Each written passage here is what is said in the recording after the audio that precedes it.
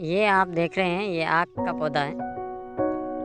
ये राजस्थान में यानी मरुभाग में, मरुस्थल में ज़्यादा होता है और ये एक प्रकार की जड़ी बूटी है, औषधि है। इनका बहुत ही महत्वपूर्ण लाभ भी है और इनका ये नुकसानदायक भी होता है। पहले तो साथियों हम बात करेंगे इसके नुकसान की। इनमें जो आप देख रहे हैं ये दूध निकलता है।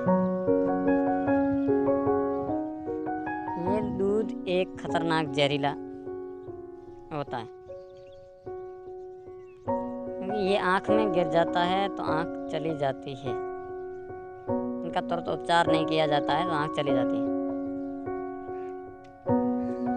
इसलिए इनसे सावधान भी रहना अति आवश्यक है और इनके आँख से बच्चों को दूर रखना चाहिए और इनके पास जाने से ध्यान रखना चाहिए।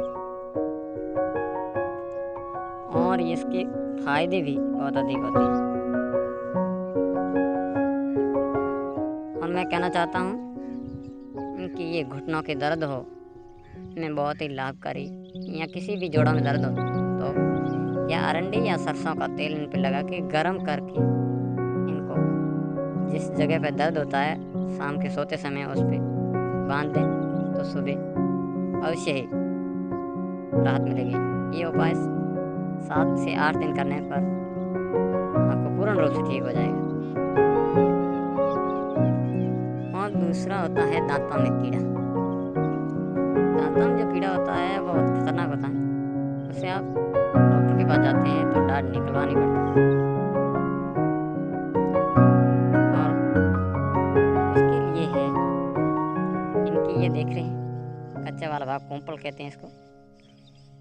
इनको जला के राख करके और वो उस दांत में भरने से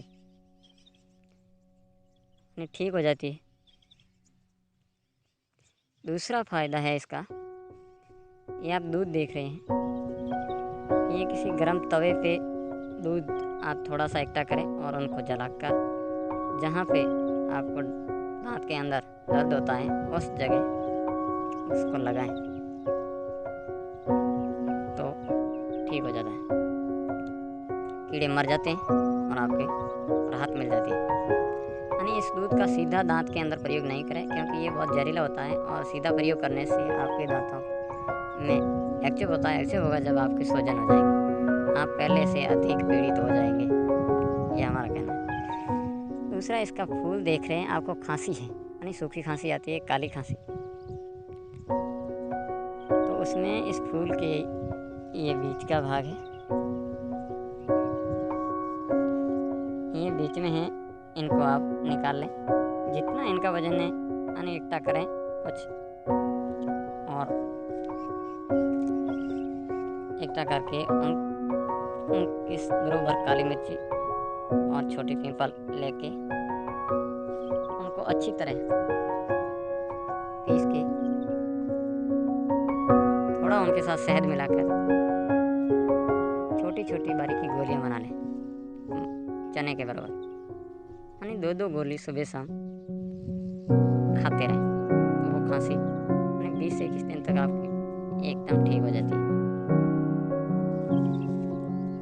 दूसरा है, आप खेत में काम कर रहे हैं तो कांटा लग जाता है। कांटा लगता है तो इन आँख के सूर्यास्त के बाद में इसको थोड़ा सा उस जगह लगाएं, वहाँ से वो जगह पक्का कांटा जल्दी आपके बाहर आ जाता है। आपको अच्छी का लगाने की जरूरत नहीं पड़ेगी, नौबत नहीं आएगी। तीसरी बात है इसमें, ये बहुत महत्वपूर्ण पौधा है। ये राजस्थान में मरु भाग में अधिकतम पाए जाते हैं, ये कम वर्षा में भी होता है।